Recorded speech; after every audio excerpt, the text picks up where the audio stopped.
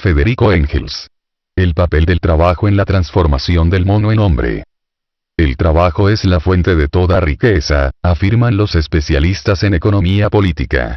Lo es, en efecto, a la par que la naturaleza, proveedora de los materiales que él convierte en riqueza. Pero el trabajo es muchísimo más que eso.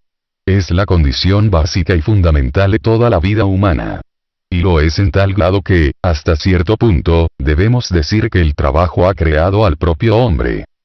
Hace muchos centenares de miles de años, en una época, aún no establecida definitivamente, de aquel periodo del desarrollo de la Tierra que los geólogos denominan terciario, probablemente a fines de este periodo, vivía en algún lugar de la zona tropical. Quizás en un extenso continente hoy desaparecido en las profundidades del océano Índico una raza de monos antropomorfos extraordinariamente desarrollada.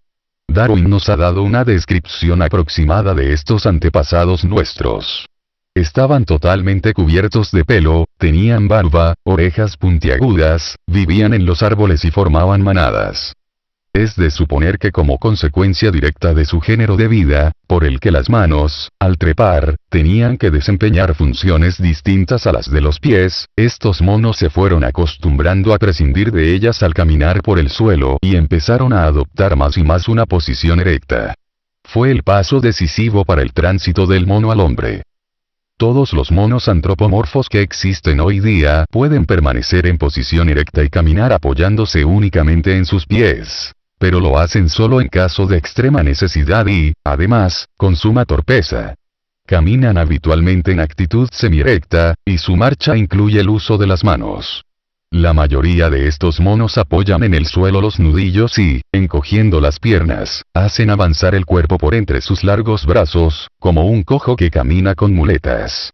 En general, aún hoy podemos observar entre los monos todas las formas de transición entre la marcha a cuatro patas y la marcha en posición erecta.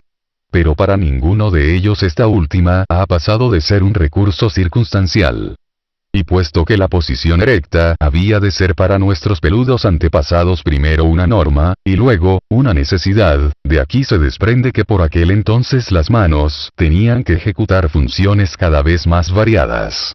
Incluso entre los monos existe ya cierta división de funciones entre los pies y las manos.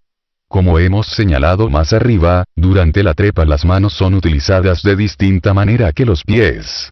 Las manos sirven fundamentalmente para recoger y sostener los alimentos, como lo hacen ya algunos mamíferos inferiores con sus patas delanteras.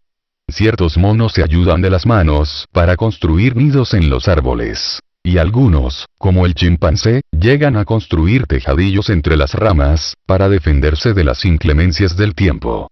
La mano les sirve para empuñar garrotes, con los que se defienden de sus enemigos, o para bombardear a estos con frutos y piedras.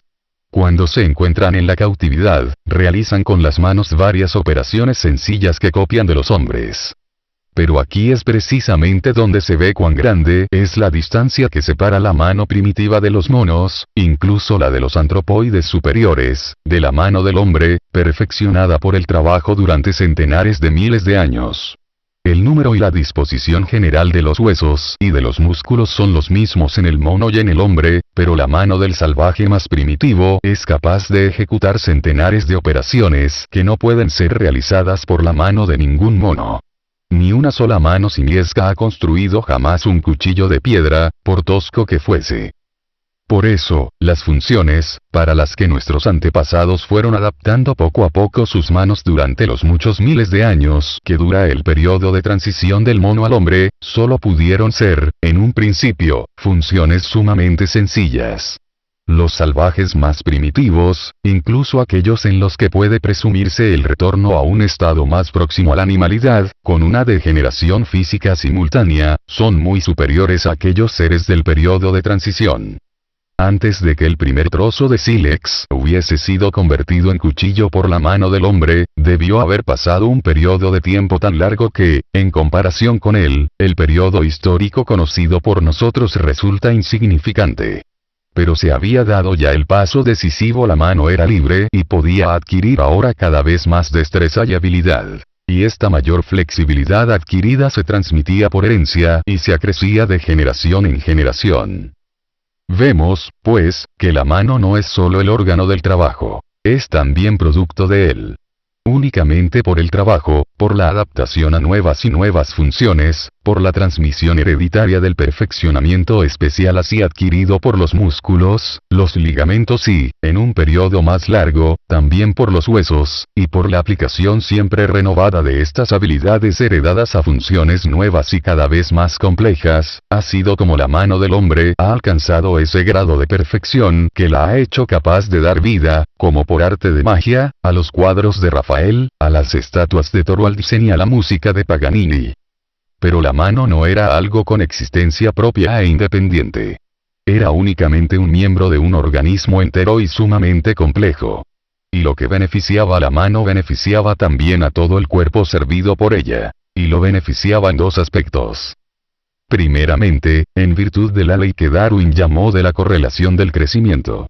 Según esta ley, ciertas formas de las distintas partes de los seres orgánicos siempre están ligadas a determinadas formas de otras partes, que aparentemente no tienen ninguna relación con las primeras.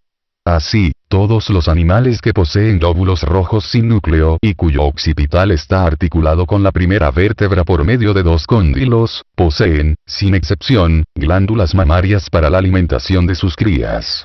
Así también, la pezuña hendida de ciertos mamíferos va ligada por regla general a la presencia de un estómago multilocular adaptado a la rumía. Las modificaciones experimentadas por ciertas formas provocan cambios en la forma de otras partes del organismo, sin que estemos en condiciones de explicar tal conexión. Los gatos totalmente blancos y de ojos azules son siempre o casi siempre sordos. El perfeccionamiento gradual de la mano del hombre y la adaptación concomitante de los pies a la marcha en posición erecta repercutieron indudablemente, en virtud de dicha correlación, sobre otras partes del organismo. Sin embargo, esta acción aún está tan poco estudiada que aquí no podemos más que señalarla en términos generales. Mucho más importante es la reacción directa posible de demostrar del desarrollo de la mano sobre el resto del organismo. Como ya hemos dicho, nuestros antepasados simiescos eran animales que vivían en manadas. Evidentemente, no es posible buscar el origen del hombre, el más social de los animales, en unos antepasados inmediatos que no viviesen congregados.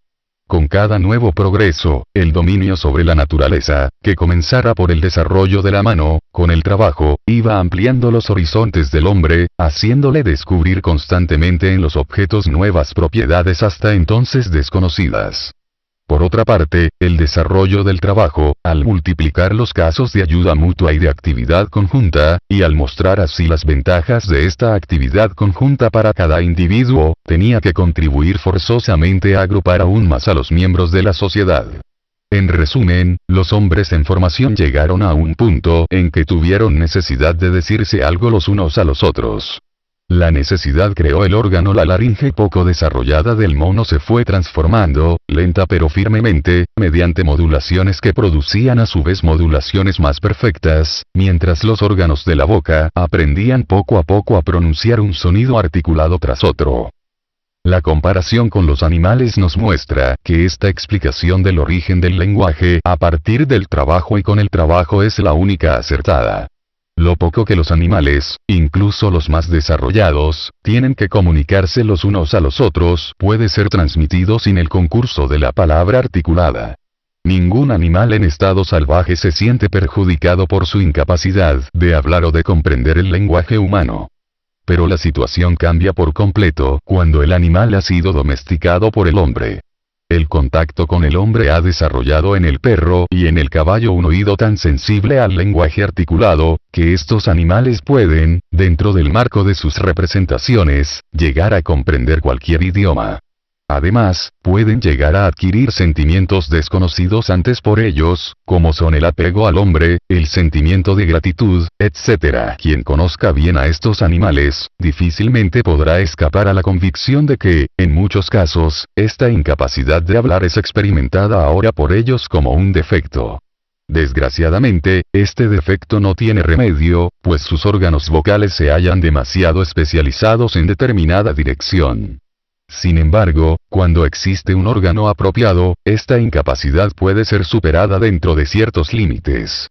Los órganos bucales de las aves se distinguen en forma radical de los del hombre, y, sin embargo, las aves son los únicos animales que pueden aprender a hablar. Y el ave de voz más repulsiva, el loro, es la que mejor habla.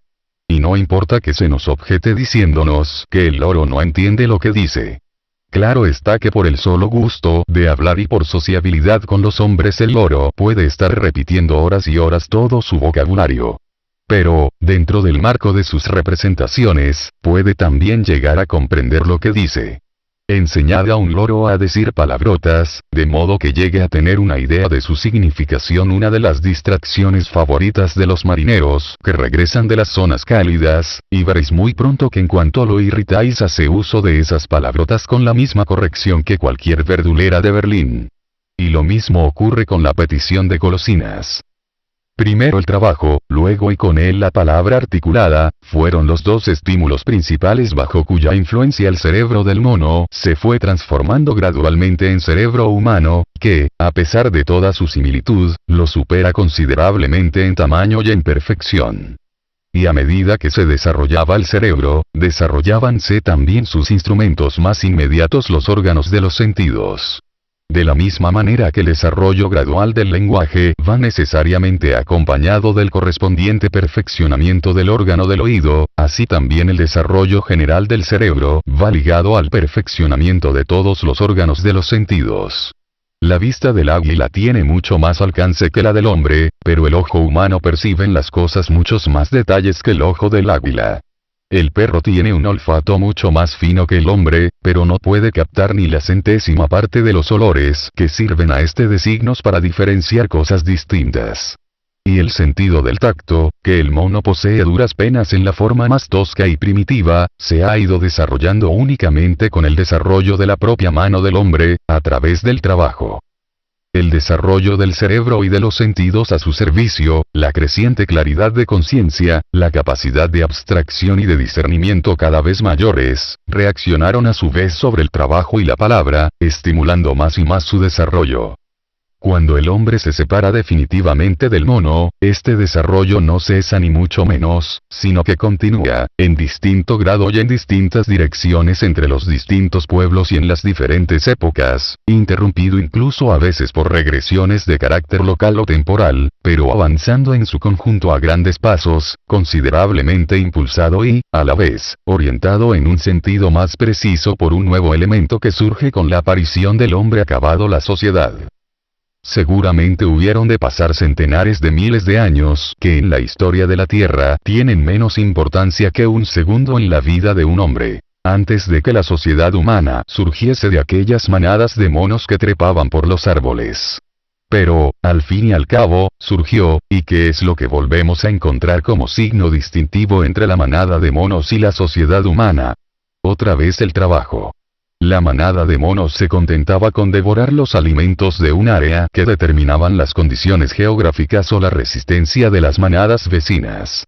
Trasladábase de un lugar a otro y entablaba luchas con otras manadas para conquistar nuevas zonas de alimentación, pero era incapaz de extraer de estas zonas más de lo que la naturaleza buenamente le ofrecía, si exceptuamos la acción inconsciente de la manada, al abonar el suelo con sus excrementos.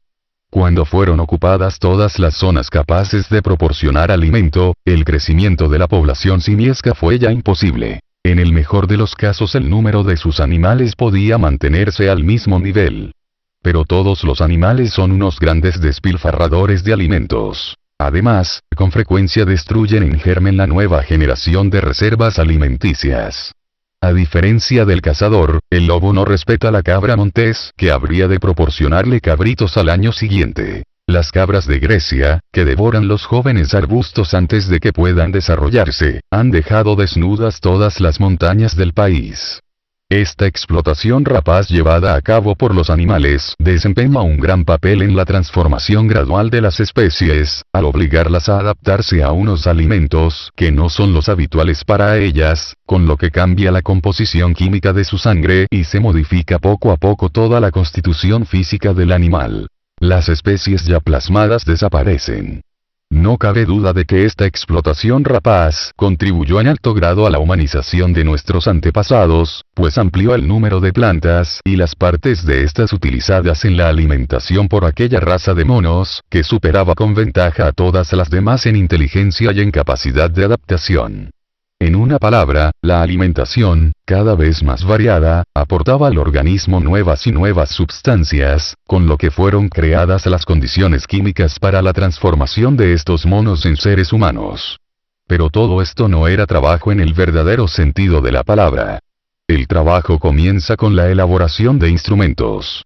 ¿Y qué son los instrumentos más antiguos? Si juzgamos por los restos que nos han llegado del hombre prehistórico, por el género de vida de los pueblos más antiguos que registra la historia, así como por el de los salvajes actuales más primitivos, son instrumentos de caza y de pesca, los primeros utilizados también como armas.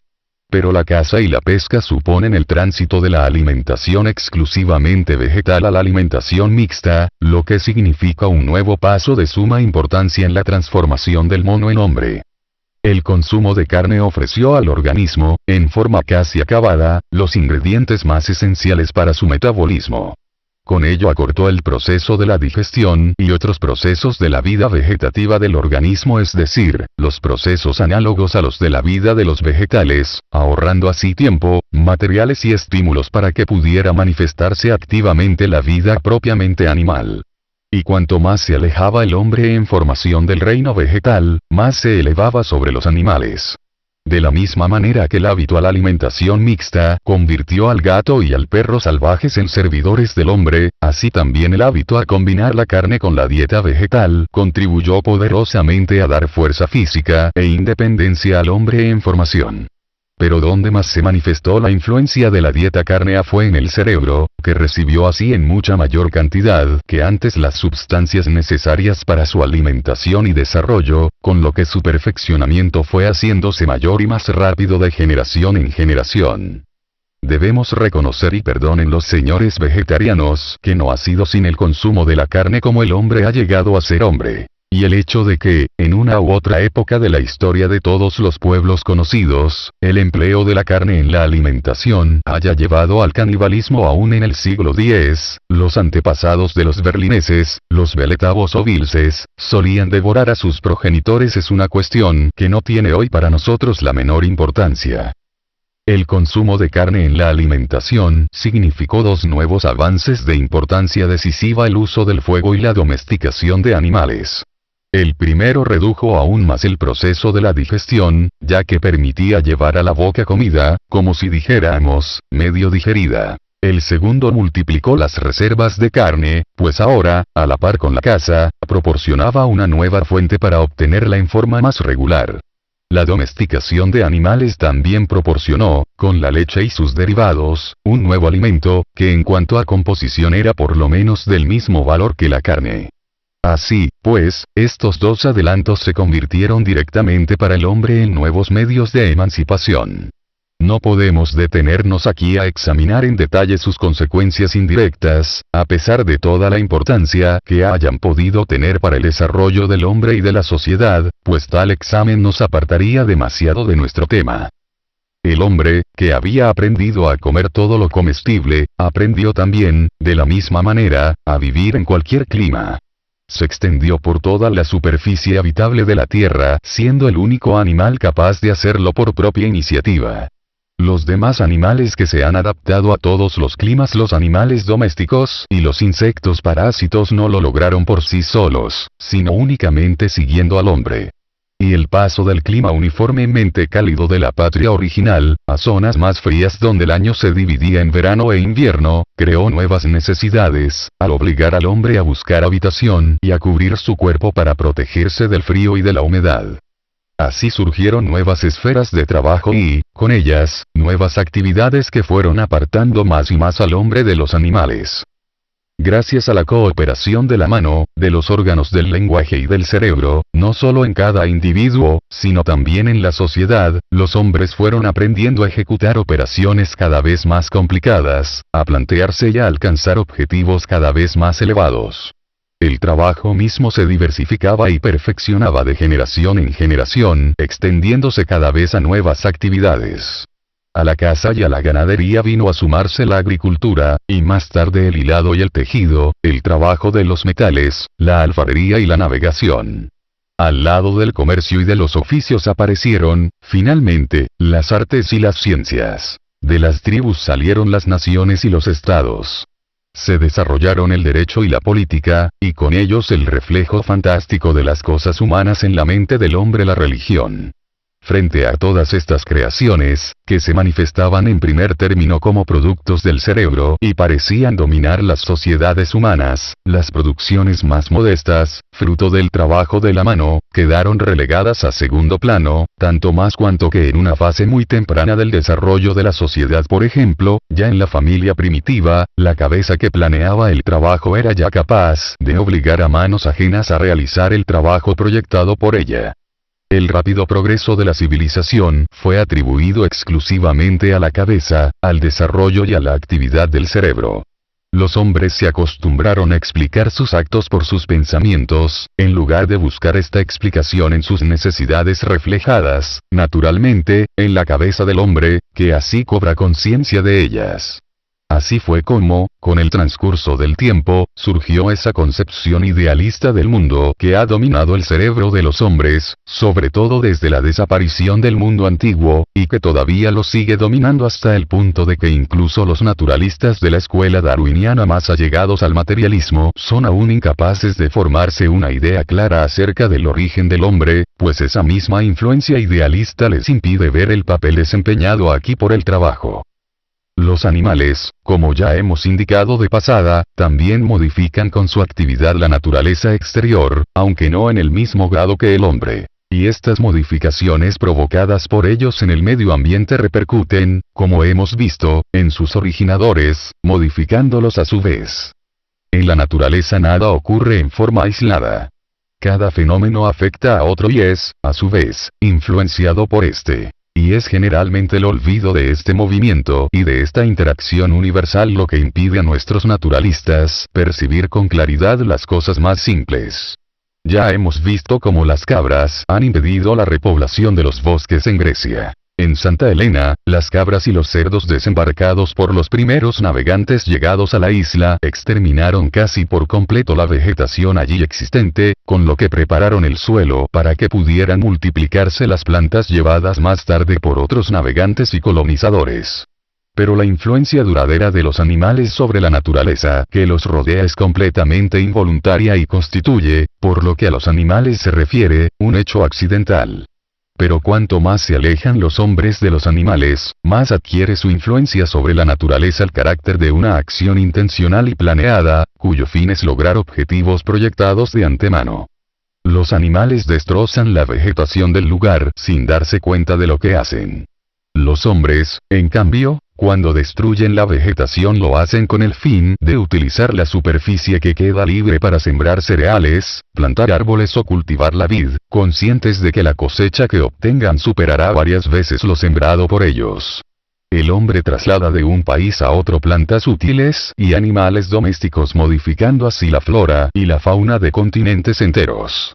Más aún, las plantas y los animales, cultivadas aquellas y criados estos en condiciones artificiales, sufren tales modificaciones bajo la influencia de la mano del hombre que se vuelven irreconocibles. Hasta hoy día no han sido hallados aún los antepasados silvestres de nuestros cultivos cerealistas. Aún no ha sido resuelta la cuestión de saber cuál es el animal que ha dado origen a nuestros perros actuales, tan distintos unos de otros, o a las actuales razas de caballos, también tan numerosas. Por lo demás, de suyo se comprende que no tenemos la intención de negar a los animales la facultad de actuar en forma planificada, de un modo premeditado. Por el contrario, la acción planificada existe en germen donde quiera que el protoplasma, la albúmina viva, exista y reaccione, es decir, realice determinados movimientos, aunque sean los más simples, en respuesta a determinados estímulos del exterior. Esta reacción se produce, no digamos ya en la célula nerviosa, sino incluso cuando aún no hay célula de ninguna clase. El acto mediante el cual las plantas insectívoras se apoderan de su presa, aparece también, hasta cierto punto, como un acto planeado, aunque se realice de un modo totalmente inconsciente. La facultad de realizar actos conscientes y premeditados se desarrolla en los animales en correspondencia con el desarrollo del sistema nervioso, y adquiere ya en los mamíferos un nivel bastante elevado. Durante la caza inglesa de la zorra, puede observarse siempre la infalibilidad con que la zorra utiliza su perfecto conocimiento del lugar para ocultarse a sus perseguidores, y lo bien que conoce y sabe aprovechar todas las ventajas del terreno para despistarlos.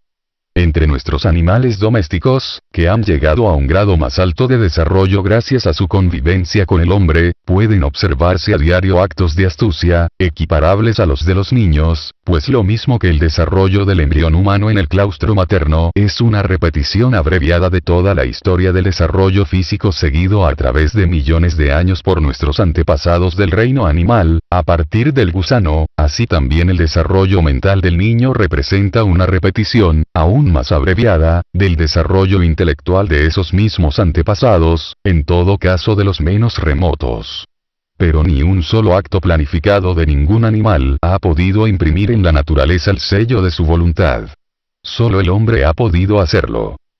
Resumiendo, lo único que pueden hacer los animales es utilizar la naturaleza exterior y modificarla por el mero hecho de su presencia en ella. El hombre, en cambio, modifica la naturaleza y la obliga así a servirle, la domina. Y esta es, en última instancia, la diferencia esencial que existe entre el hombre y los demás animales, diferencia que, una vez más, viene a ser efecto del trabajo. Sin embargo, no nos dejemos llevar del entusiasmo ante nuestras victorias sobre la naturaleza. Después de cada una de estas victorias, la naturaleza toma su venganza. Bien es verdad que las primeras consecuencias de estas victorias son las previstas por nosotros, pero en segundo y en tercer lugar aparecen unas consecuencias muy distintas, totalmente imprevistas y que, a menudo, anulan las primeras. Los hombres que en Mesopotamia, Grecia, Asia Menor y otras regiones talaban los bosques para obtener tierra de labor, ni siquiera podían imaginarse que, al eliminar con los bosques los centros de acumulación y reserva de humedad, estaban sentando las bases de la actual aridez de esas tierras. Los italianos de los Alpes, que talaron en las laderas meridionales los bosques de pinos, conservados con tanto celo en las laderas septentrionales, no tenía idea de que con ello destruían las raíces de la industria lechera en su región. Y mucho menos podían prever que, al proceder así, dejaban la mayor parte del año sin agua sus fuentes de montaña, con lo que les permitían, al llegar el periodo de las lluvias, vomitar con tanta mayor furia sus torrentes sobre la planicie. Los que difundieron el cultivo de la patata en Europa no sabían que con este tubérculo farináceo difundían a la vez la escrofulosis. Así, a cada paso, los hechos nos recuerdan que nuestro dominio sobre la naturaleza no se parece en nada al dominio de un conquistador sobre el pueblo conquistado, que no es el dominio de alguien situado fuera de la naturaleza, sino que nosotros, por nuestra carne, nuestra sangre y nuestro cerebro, pertenecemos a la naturaleza, nos encontramos en su seno, y todo nuestro dominio sobre ella consiste en que, a diferencia de los demás seres, somos capaces de conocer sus leyes y de aplicarlas adecuadamente. En efecto, cada día aprendemos a comprender mejor las leyes de la naturaleza y a conocer tanto los efectos inmediatos como las consecuencias remotas de nuestra intromisión en el curso natural de su desarrollo. Sobre todo después de los grandes progresos logrados en este siglo por las ciencias naturales, nos hallamos en condiciones de prever, y, por tanto, de controlar cada vez mejor las remotas consecuencias naturales de nuestros actos en la producción, por lo menos de los más corrientes. Y cuanto más sea esto una realidad, más sentirán y comprenderán los hombres su unidad con la naturaleza, y más inconcebible será esa idea absurda y antinatural de la antítesis entre el espíritu y la materia, el hombre y la naturaleza, el alma y el cuerpo, idea que empieza a difundirse por Europa a raíz de la decadencia de la antigüedad clásica y que adquiere su máximo desenvolvimiento en el cristianismo. Mas, si han sido precisos miles de años para que el hombre aprendiera en cierto grado a prever las remotas consecuencias naturales de sus actos dirigidos a la producción, mucho más le costó aprender a calcular las remotas consecuencias sociales de esos mismos actos. Ya hemos hablado más arriba de la patata y de sus consecuencias en cuanto a la difusión de la escrofulosis, pero, ¿qué importancia puede tener la escrofulosis comparada con los efectos que sobre las condiciones de vida de las masas del pueblo de países enteros ha tenido la reducción de la dieta de los trabajadores a simples patatas, con el hambre que se extendió en 1847 por Irlanda a consecuencia de una enfermedad de este tubérculo, y que llevó a la tumba a 1 millón de irlandeses que se alimentaban exclusivamente o casi exclusivamente de patatas y obligó a migrar allende el océano a otros 2 millones? Cuando los árabes aprendieron a destilar el alcohol, ni siquiera se les ocurrió pensar que habían creado una de las armas principales con que habría de ser exterminada la población indígena del continente americano, aún desconocido, en aquel entonces. Y cuando Colón descubrió más tarde América, no sabía que a la vez daba nueva vida a la esclavitud, desaparecida desde hacía mucho tiempo en Europa, y sentaba las bases de la trata de negros. Los hombres que en los siglos XVII y XVI trabajaron para crear la máquina de vapor, no sospechaban que estaban creando un instrumento que habría de subvertir, más que ningún otro, las condiciones sociales en todo el mundo, y que, sobre todo en Europa, al concentrar la riqueza en manos de una minoría y al privar de toda propiedad a la inmensa mayoría de la población, habría de proporcionar primero el dominio social y político a la burguesía y provocar después la lucha de clases entre la burguesía y el proletariado, lucha que solo puede terminar con el derrocamiento de la burguesía y la abolición de todos los antagonismos de clase.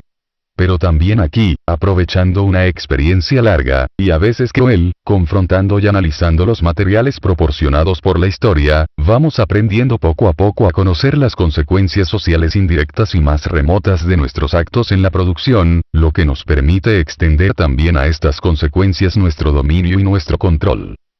Sin embargo, para llevar a cabo este control se requiere algo más que el simple conocimiento. Hace falta una revolución que transforme por completo el modo de producción existente hasta hoy día y, con él, el orden social vigente. Todos los modos de producción que han existido hasta el presente solo buscaban el efecto útil del trabajo en su forma más directa e inmediata. No hacían el menor caso de las consecuencias remotas, que solo aparecen más tarde y cuyo efecto se manifiesta únicamente gracias a un proceso de repetición y acumulación gradual.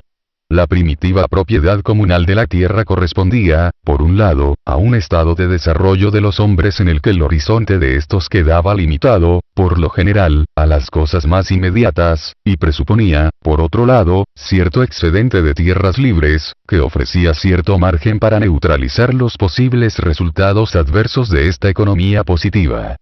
Al agotarse el excedente de tierras libres, comenzó la decadencia de la propiedad comunal.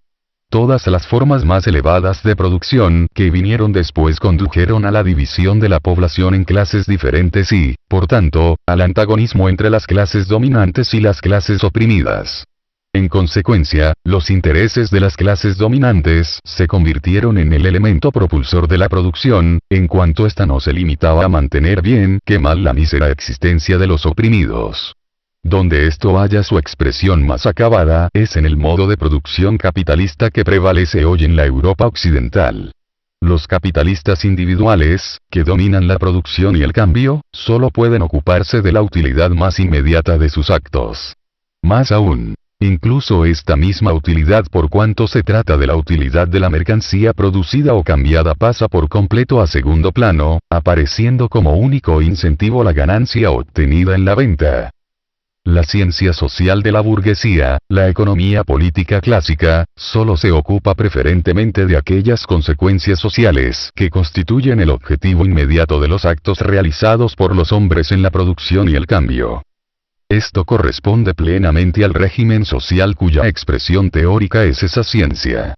Por cuanto los capitalistas aislados producen o cambian con el único fin de obtener beneficios inmediatos, solo pueden ser tenidos en cuenta, primeramente, los resultados más próximos y más inmediatos.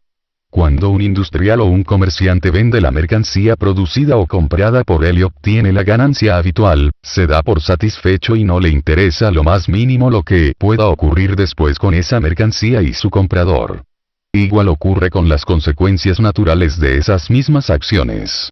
Cuando en Cuba los plantadores españoles quemaban los bosques en las laderas de las montañas para obtener con la ceniza un abono que solo les alcanzaba para fertilizar una generación de cafetos de alto rendimiento, poco les importaba que las lluvias torrenciales de los trópicos barriesen la capa vegetal del suelo, privada de la protección de los árboles, y no dejasen tras sí más que rocas desnudas.